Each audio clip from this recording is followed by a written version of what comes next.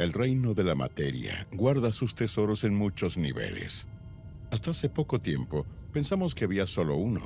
No teníamos idea de que había otros. Cuando prendemos un fósforo, una reacción química libera energía almacenada en las moléculas. Vínculos químicos viejos se rompen y se forjan nuevos. Ahora las moléculas adyacentes comienzan a moverse más rápido y la temperatura sube. Pronto, el proceso se vuelve autopropagado, un tipo de reacción en cadena. La energía representada por una llama estuvo encerrada, tal vez durante muchos años, en vínculos químicos entre átomos, con la mediación de los electrones que giraban alrededor de su núcleo. Cuando prendemos fuego, liberamos esta energía química oculta. Pero hay otro tipo de materia que almacena una clase distinta de energía. Dentro del corazón del átomo, su núcleo. Este tesoro oculto se forjó hace miles de millones de años en hornos estelares lejanos, mucho antes de que la Tierra se formara. Es lo que les da energía a las estrellas. Luchar con este conocimiento de la naturaleza es un rito de iniciación. Seres de cualquier mundo posible, lo suficientemente inteligentes como para viajar tan profundo en el laberinto de la naturaleza, tengan cuidado. El secreto de la luz de las estrellas no es para andar con juegos. Como el fuego puede darle vida a una civilización o puede quemarla por completo.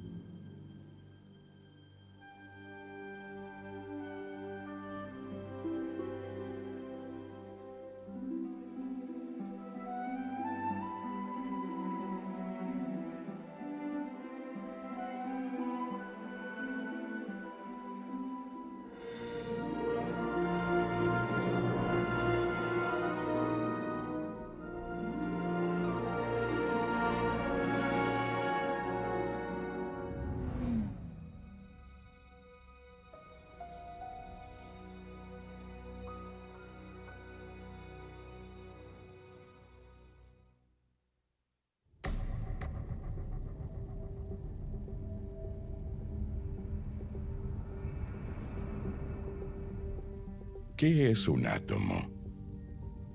¿De qué están hechos? ¿Cómo es que se unen? ¿Cómo es que algo tan pequeño como un átomo contiene tanto poder? ¿De dónde vienen los átomos? Del mismo lugar que nosotros. Cuando investigamos el origen de los átomos, buscamos nuestros propios inicios. Esta búsqueda nos lleva a lo profundo del espacio y tiempo. Quiero contarles una historia de dos átomos. Vengan conmigo.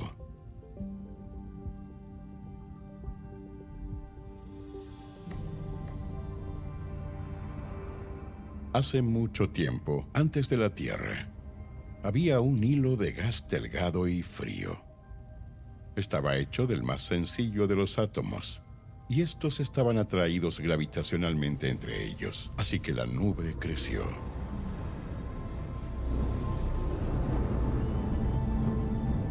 Los átomos tenían partículas pequeñas pero pesadas en sus núcleos. El hidrógeno tenía protones. El helio también tenía neutrones. Ambos tenían un velo movedizo de electrónica alrededor. Los átomos en el interior de la nube se movían más rápido, mientras la gravedad los acercaba cada vez más, hasta que todo eso colapsó sobre sí misma. Este colapso elevó tanto la temperatura que la nube se convirtió en un reactor de fusión natural. En otras palabras, una estrella. Átomos operando de acuerdo con las leyes de la física se encontraron y se fusionaron en la oscuridad primigenia. Pero después hubo luz. En esta espuma de partículas elementales se formó el núcleo de uno de los átomos, un átomo de helio. Después de miles de millones de años, la estrella ya es anciana. Convirtió todo el combustible de hidrógeno en helio. Ahora que llegó el momento de que la estrella muera, retoma el volverse hacia dentro de su infancia.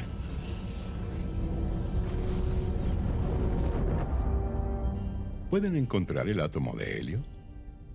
Se unió a otros dos para convertirse en nuestro héroe, uno de carbono. Eso pasa en el centro de las estrellas. Nuestro átomo de carbono saldrá disparado de esta estrella roja gigante hacia el océano interestelar del espacio. Lo teñimos de azul para que lo puedan encontrar en esa inmensidad. Mientras tanto, en otra parte de la galaxia,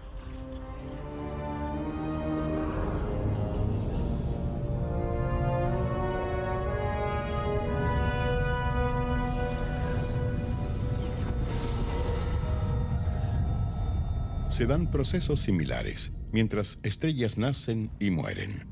El otro átomo de nuestro cuento se formó en el corazón de esta estrella moribunda. En el proceso catastrófico de hacerse supernova, 226 protones y neutrones se fusionaron a un átomo de carbono y lo convirtieron en un átomo de uranio. Pintamos rojo nuestro otro átomo héroe para que lo puedan seguir en su odisea por el espacio y tiempo.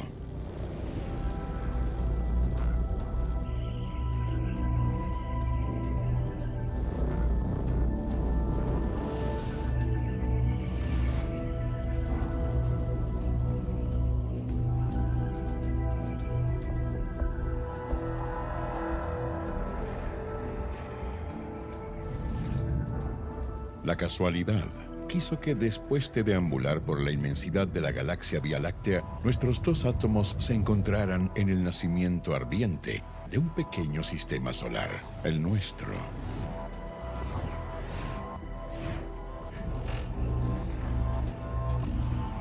Nuestro átomo de carbono viajó lejos para volverse parte de un planeta pequeño. Después de miles de millones de años, se unió a una molécula extremadamente compleja que tiene la propiedad peculiar de hacer copias virtualmente idénticas de sí misma. El átomo de carbono hace su pequeña parte en el origen de la vida. En todas sus encarnaciones, el átomo de carbono no tuvo conciencia de sí mismo, ni libre albedrío. Apenas es un piñón extremadamente pequeño en una enorme maquinaria cósmica que trabaja de acuerdo con las leyes de la naturaleza. ¿Y el otro átomo?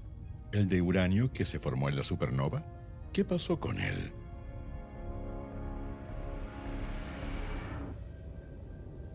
Nuestro mundo nació en fuego, y este átomo minúsculo se sintió atraído hacia él. Tal vez se montó en la onda explosiva de una supernova, o quizá la gravedad de nuestro Sol lo atrajo y lo arrastró más y más profundo hacia el interior, el cual era mucho más que un infierno. La superficie de la Tierra se enfrió rápido, pero el interior se mantuvo derretido. El magma circulaba lentamente y nuestro átomo de uranio se encontró arrastrado a lo largo de los tiempos, desde lo profundo del interior hasta llegar a la superficie. A pesar de las altas temperaturas y las presiones en lo profundo de la Tierra, la integridad de nuestro átomo jamás se vio amenazada. Los átomos son pequeños, viejos, duros y durables. Todo está hecho de átomos, incluyéndonos. Pero hasta los últimos años del siglo XIX, no sabíamos sobre la actividad frenética dentro del átomo. Y aquí es donde nuestros dos átomos, de extremos opuestos de la Vía Láctea, al fin se juntaron. Sucedió en París.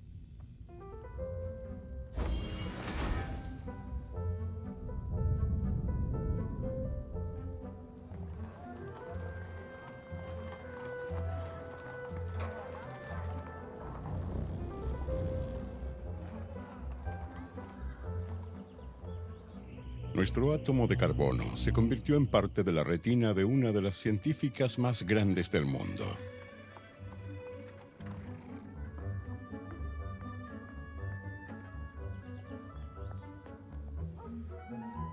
Esto fue pocos años después del descubrimiento de los rayos X.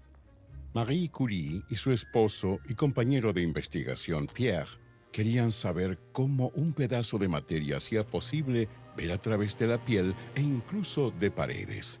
El conocimiento de que había pocos lugares en el mundo en donde las rocas ricas en uranio poseen estas propiedades extrañas inspiraron a Marie en su búsqueda científica. El mineral opaco y café, todavía mezclado con pinochas, venía de la parte de Europa Oriental que ahora se conoce como República Checa. Pero este material era muy raro, e incluso destilar una pequeña cantidad de él requería de un largo proceso y de trabajo intensivo.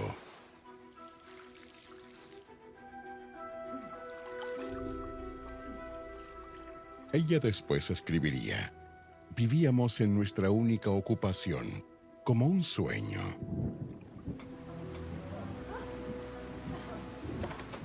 Trabajaron bajo las peores condiciones posibles para purificar el mineral y convertirlo en algo llamado pecblenda, el cual contiene entre 50 y 80% de uranio.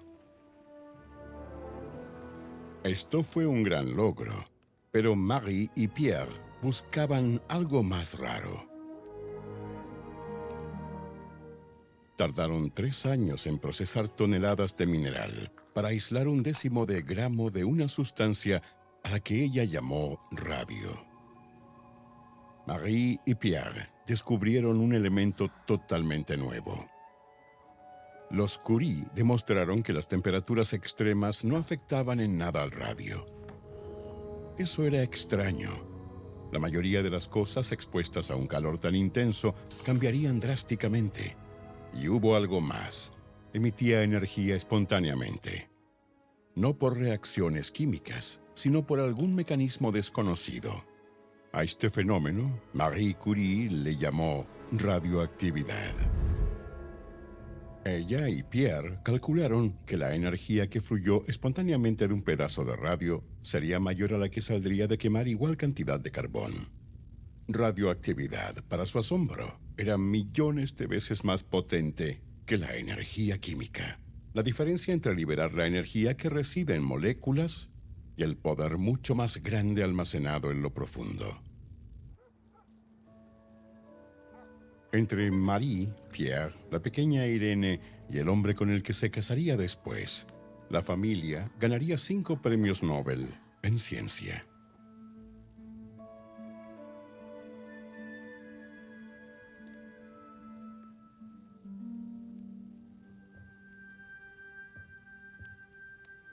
Las botellas, los tubos y los matraces de pecblenda que habían refinado dejaron un residuo de partículas de radio. Eran tan potentes que en las noches iluminaban el laboratorio.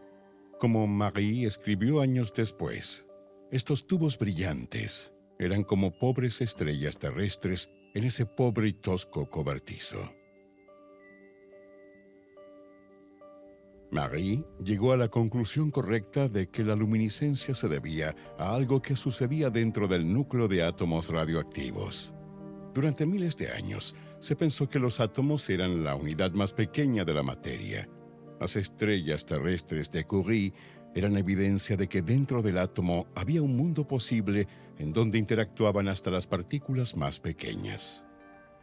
100 años después de esta noche mágica, los libros de recetas de cocina de Marie Curie todavía brillaban con la radioactividad exquisita que ella descubrió. Pero tomó poco tiempo para que las implicaciones más oscuras de este entendimiento más profundo de la naturaleza iluminaran la mente de un visionario de nombre H.G. Wells.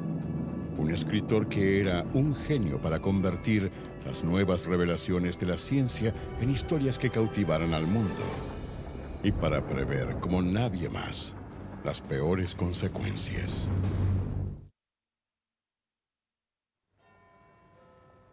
El escritor H.G. Wells, quien fue el primero en imaginar máquinas del tiempo e invasiones alienígenas, tuvo una pesadilla de un mundo futuro en el que los átomos se harían armas. En su libro, The World Set Free, escrito en 1913, él acuñó la frase bomba atómica y las lanzó sobre poblaciones civiles e indefensas.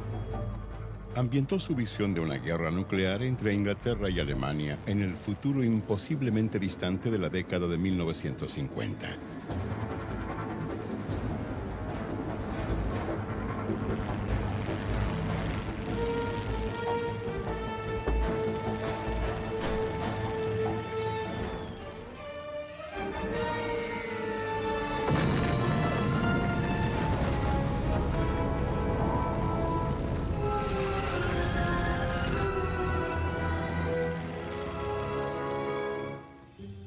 En 1933, el físico húngaro Leo Szilard consideraba convertirse en biólogo.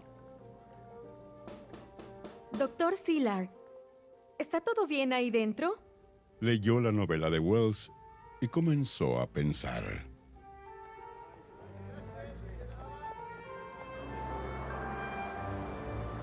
Szilard sabía que los átomos estaban hechos de protones y neutrones en su interior y de un velo movedizo de electrones en el exterior.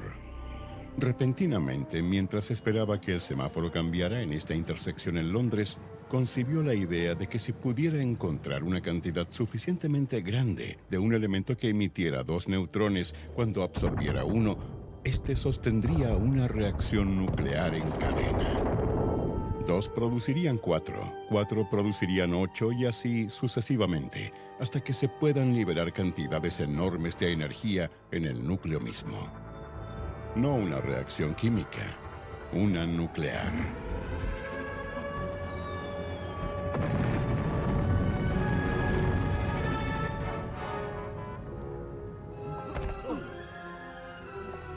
Este fue el momento en el que nuestro mundo cambió. Leo Szilard también sabía del poder de los exponenciales, y si se pudiera desatar una reacción en cadena de neutrones ahí en el mundo del núcleo del átomo, entonces algo como la bomba atómica imaginaria de Wells sería posible. Se estremeció al pensar en su capacidad destructiva. Era el último avance en una violencia continua que comenzó mucho tiempo antes.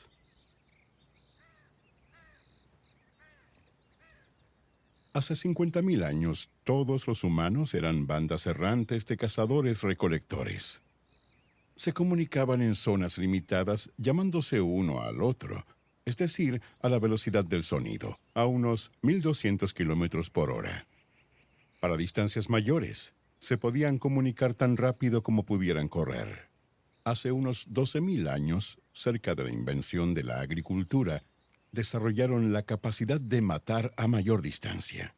Y el radio para matar se extendió al arco de una flecha lanzada por un arco. Y podían matar a una persona con una sola flecha. Nuestros ancestros no eran particularmente bélicos, debido a que en ese entonces había poca gente y mucho espacio, y pasar de largo era preferible a un conflicto armado. Sus armas se usaban casi solo para cazar. Su horizonte de identidad era probablemente pequeño, solo con los otros miembros de su banda de 50 o 100 personas. Pero su horizonte temporal dio un gran salto. Trabajaron mucho tiempo y duro plantando cultivos en el aquí y ahora, para que varios meses después pudieran cosecharlos. Pospusieron la recompensa presente por una ventaja posterior. Comenzaron a planificar para el futuro. Pero hace unos 2.500 años, hubo un nuevo tipo de guerra. Los territorios conquistados por Alejandro se extendían desde Macedonia hasta el Valle del Indo.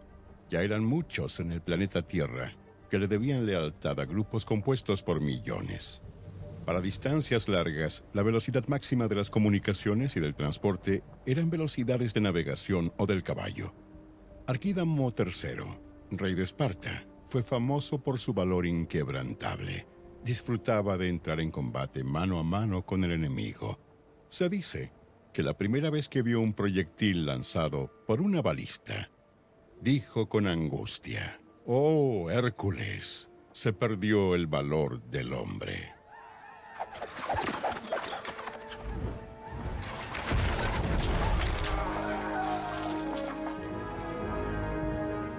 La probabilidad de muerte como de muertos se incrementaron exponencialmente. Ahora, quedaban 10 cadáveres en donde habría estado uno. Y el soldado que soltaba la palanca en la máquina de asedio jamás les vio el rostro. Se mantuvo lejos de la matanza, al otro lado de los muros de la ciudad.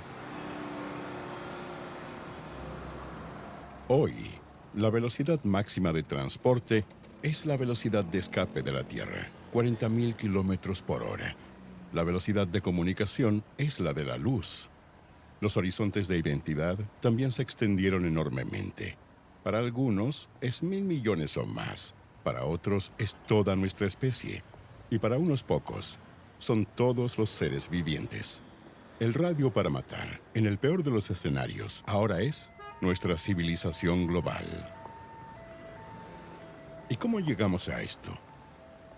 Fue el resultado de un abrazo mortal entre la ciencia y el Estado. Y hubo un científico para el que ninguna cantidad de poder destructivo era suficiente.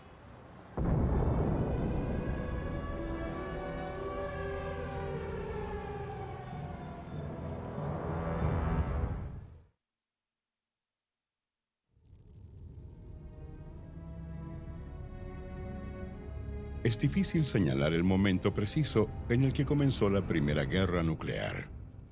Algunos podrían rastrearla hasta cuando esa flecha volaba sobre los árboles. Otros podrían decir que comenzó mucho después, con 3 mensajes.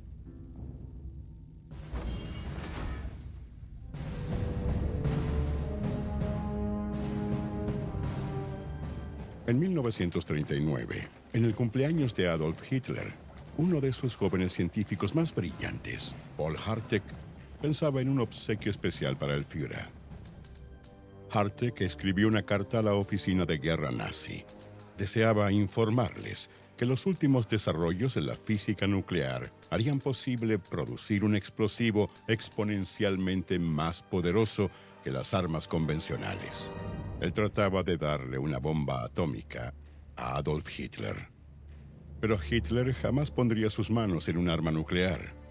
Había asesinado, enviado a prisión o al exilio a muchos de los grandes físicos en sus territorios. A aquellos que resultaron ser judíos o liberales y muchos que eran ambos. Exactamente un mes antes que comenzara la guerra, Leo Szilard fue a la casa que Albert Einstein alquilaba en Long Island. El físico que usualmente conducía para Leo Szilard en viajes fuera de Manhattan no estaba disponible ese día de agosto de 1939.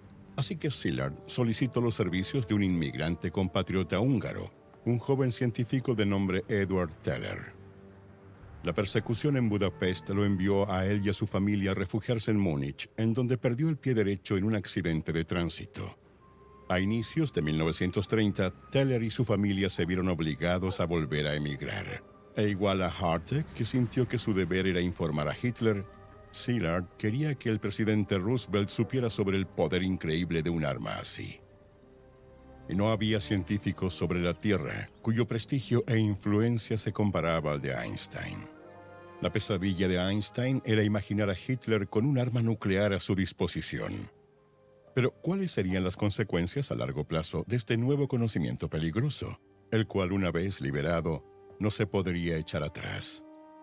Einstein no se involucraría en el esfuerzo estadounidense para construir una bomba atómica, lo que se llegó a conocer como el Proyecto Manhattan, pero sí alertó al presidente sobre el uso potencial del núcleo atómico en la guerra.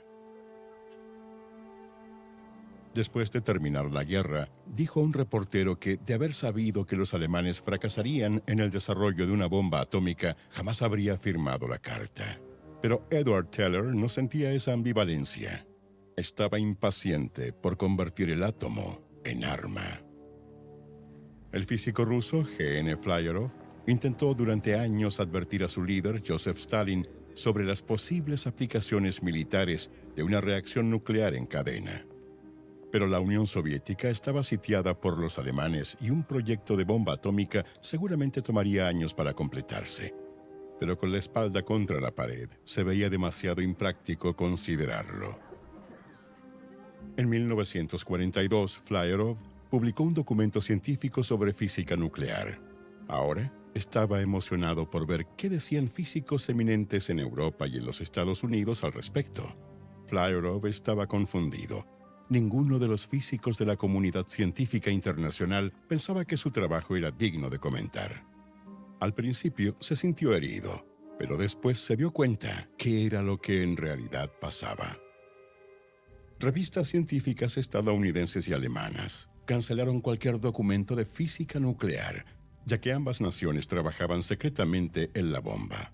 Fue esta ausencia de datos publicados, los perros que no ladraron, lo que hizo que Flyarov redoblara esfuerzos para convencer a Stalin que comenzara con su programa de armas nucleares.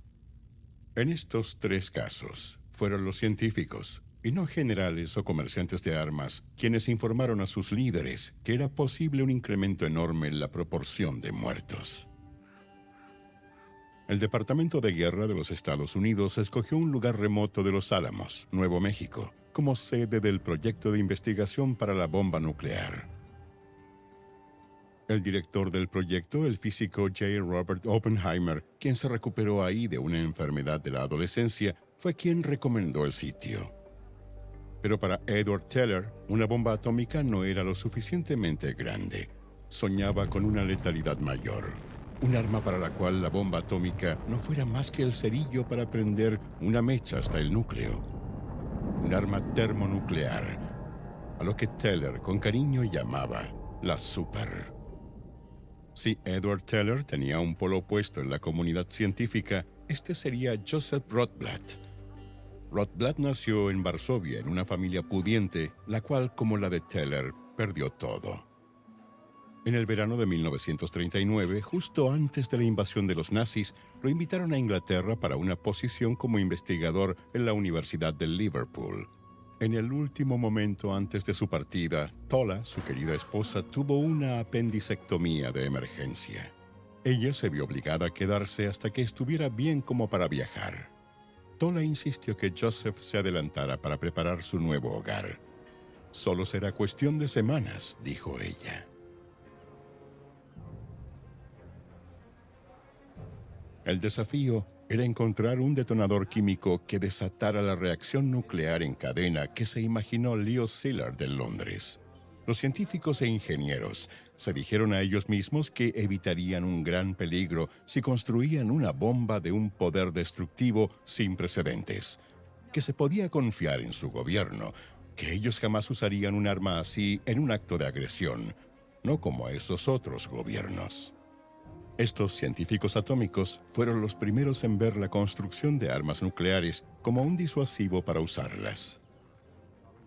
El temor de Hitler con una bomba atómica fue la justificación que impulsó el Proyecto Manhattan. Y sin embargo, cuando Alemania se rindió y Hitler ya no estaba, de los miles de científicos que trabajaron en la bomba, solo uno renunció. Fue Joe Rotblat. En los años posteriores, cada vez que le preguntaron por su decisión, él siempre rechazó algo que sugiriera que lo hizo por sentir superioridad moral. Él solo sonreía y decía, la verdad es que él extrañaba a su esposa con desesperación, a quien le impidieron salir de Varsovia y perderla en el caos de la guerra. Con el final de la guerra en Europa, él tuvo la oportunidad de ir a buscarla, pero jamás la encontró, excepto como un nombre en una lista de muertos. Tola falleció en el Holocausto, exterminada en el campo de concentración Belzec. Y aunque vivió 60 años más, Rotblat nunca se volvió a casar. De los 3 países que realizaron investigaciones para construir la bomba, solo los Estados Unidos tuvo éxito antes que la guerra concluyera. Los historiadores creen que se debió a que Estados Unidos recibió a muchos inmigrantes. De las principales figuras del Proyecto Manhattan, solo 2 nacieron en Estados Unidos, y solo uno obtuvo su doctorado en ese país. Se lanzaron bombas atómicas sobre las ciudades japonesas de Hiroshima y Nagasaki, poniéndole fin a la Segunda Guerra Mundial. 2 meses después, el presidente Truman invitó a Oppenheimer a la oficina oval para felicitarlo. Pero para desconcierto de Truman, Oppenheimer no estaba de humor para celebrar. Señor presidente, siento que tengo las manos manchadas de sangre. No sea bobo, si alguien está manchado de sangre soy yo. y no me molesta. ¿Cuánto tiempo cree que pase antes de que los rusos tengan la bomba? Jamás. Nunca dejes que ese científico llorón se me vuelva a acercar, ¿entendido? Menos de 4 años después, los rusos estallaron su propia bomba nuclear. Y poco tiempo después, ambas naciones llegaron a crear superbombas termonucleares de hidrógeno. La carrera de armas nucleares, que comenzó con esas 3 cartas de científicos, tuvo un inicio aterrorizante. Después de la guerra, el sueño de Teller de un poder letal mucho mayor se hizo realidad. A principios de los 50, cuando comenzó la cacería de comunistas de los Estados Unidos, a él lo hacía muy feliz que a Robert Oppenheimer, su ex jefe, quien dirigió brillantemente el proyecto Manhattan, le quitaran la habilitación de seguridad, llevando a la ruina la carrera de Oppenheimer.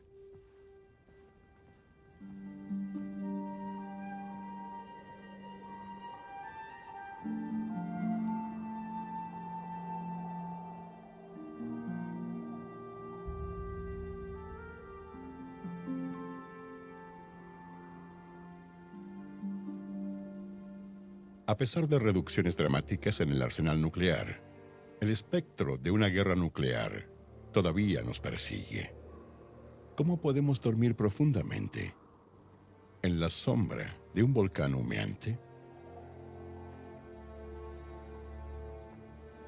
En otra época, hubo otros que enfrentaron un grave peligro, casi como inmovilizados en un sueño.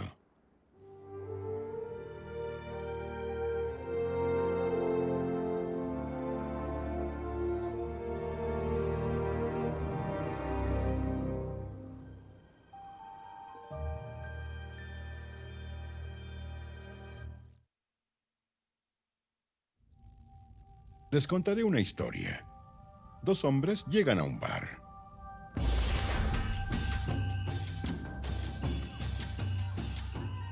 Y se pelean.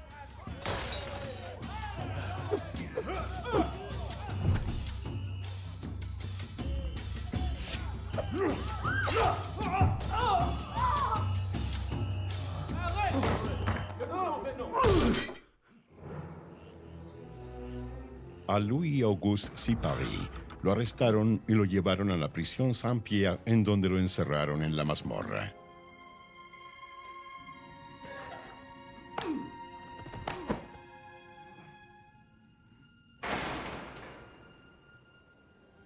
Todo esto pasó en 1902, en la isla de Martinica, una colonia francesa en el Caribe, en medio de una campaña electoral.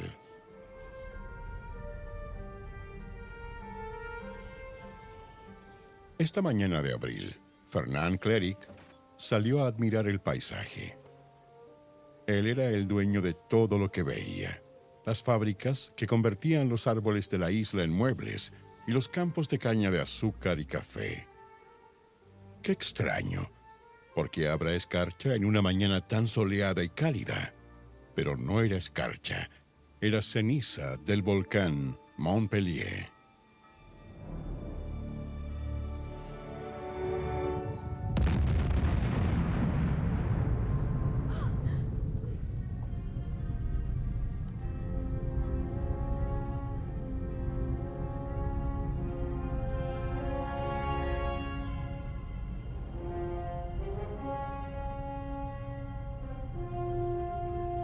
Cuando la ceniza comenzó a caer, Claire Prentice, esposa del cónsul estadounidense, consideró ir a casa a Massachusetts. No, pero eso era imposible. Estaba la gala que tenía planeada para la siguiente semana. No podía posponerla.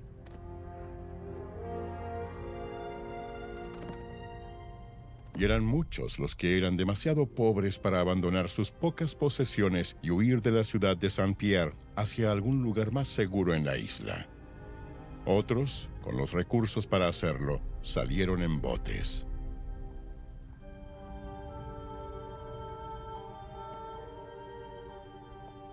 El alcalde Fouché trabajó hasta bien entrada la noche, elaborando planes detallados para el banquete y baile del día de la toma de posesión.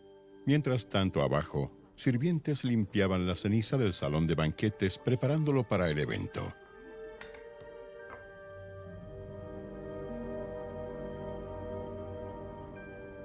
Lo más cercano a un científico en la isla de Martinica era un maestro de escuela primaria de nombre Gaston Land.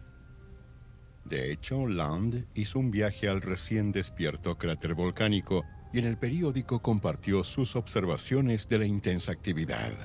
Pero a Land le preocupaba más su próximo viaje a París. Allá exhibiría ejemplares de la flora de la isla en una conferencia que le habían invitado a dar.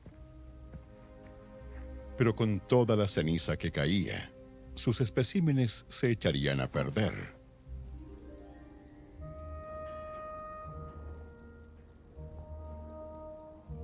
El alcalde Fouché meditó lo suficiente como para decidir crear un nuevo cartel. Conciudadanos, no teman. Ningún flujo de lava llegará a la ciudad en el futuro cercano. Son 7 kilómetros entre nosotros y el volcán. La cantidad de lava debería ser imposiblemente enorme para cruzar los 2 valles inmensos y el pantano que nos separa del Mont Pellier.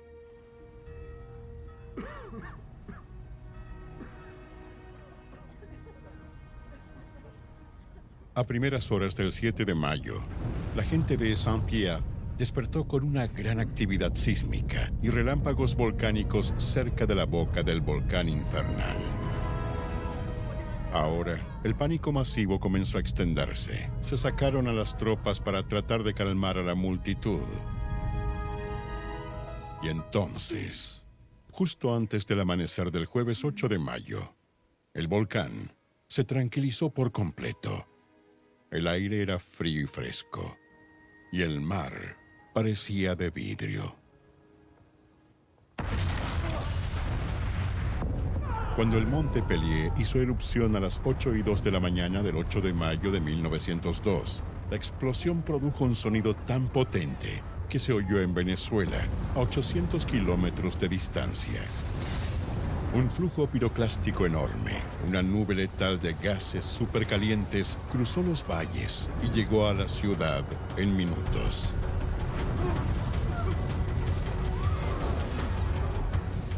La explosión era el equivalente a la de una ojiva nuclear estratégica. 3 días después de la erupción, hombres de otra parte de la isla recorrieron las todavía humeantes calles de la ciudad para recoger los cadáveres y quemar lo que el volcán no consumió por completo.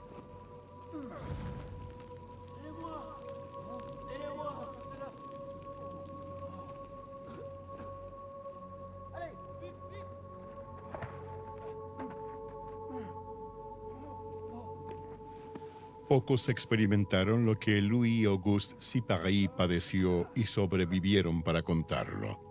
Cuando el volcán entró en erupción, oyó brevemente los gritos de sus captores antes de que hubiera un silencio aterrador. Y después, un calor intenso entró por el pequeño respiradero en la celda. Dio saltos y brincos para evitarlo, pero sufrió de quemaduras severas en los hombros.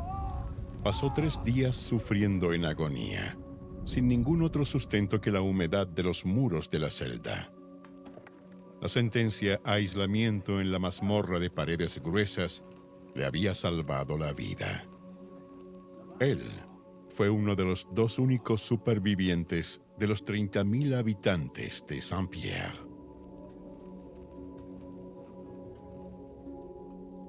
¿Y nosotros? ¿Sabremos cuándo poner a sonar las alarmas? ¿Podemos ver lo que se viene? ¿Podemos despertar a tiempo?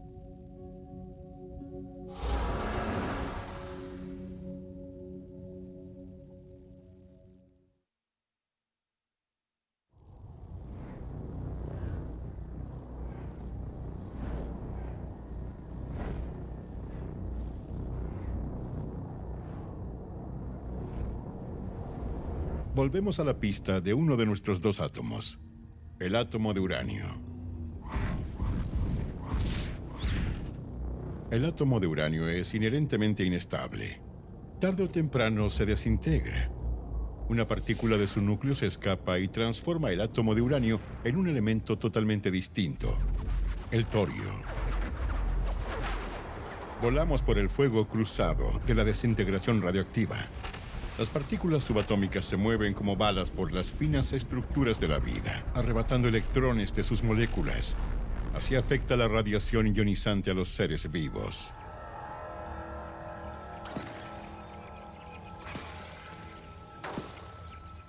Esos cromosomas no tuvieron oportunidades. Por eso las armas atómicas son mucho más peligrosas que las convencionales. La radiación ionizante está a nuestro alrededor, incluso adentro. A bajos niveles no representa ninguna amenaza, pero a niveles altos, la cosa cambia. A corto plazo, la exposición a niveles letales de radiación puede provocar una reacción descontrolada de la célula que hace que se multiplique exponencialmente. El cáncer. Pero su poder de dañar también resuena por los pasadizos del tiempo. Cuando la radiación destrozó los cromosomas de la mariposa, dejó un rastro de destrucción que cambió el destino de su descendencia no nacida. Una mutación en sus genes. Tenemos mucho en común con las mariposas. Cualquier cambio en la arquitectura del ADN se copiará una y otra vez en generaciones sucesivas. El daño se transmite y destroza nuestro futuro. Estamos hechos de átomos que nacieron de estrellas a años luz de distancia en el espacio y miles de millones de años en el tiempo.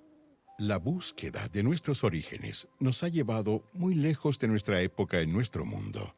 Somos polvo de estrellas conectados profundamente con el universo. De lo que estamos hechos se generó en fuego cósmico. Y ahora, nosotros, colecciones ambulantes de 7.000 cuatrillones de átomos ensamblados complicadamente a través de eones, concebimos una forma de aprovechar ese fuego cósmico oculto en el corazón de la materia. No podemos desaprender este conocimiento. Y trágicamente, la locura nos viene de familia.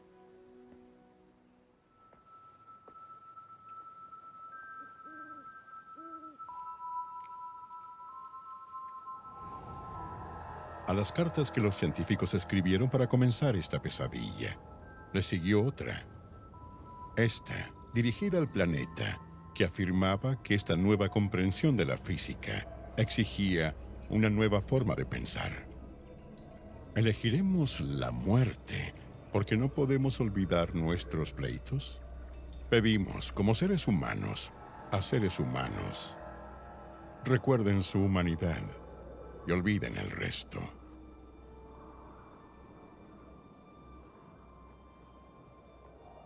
¿Y qué fue del otro átomo?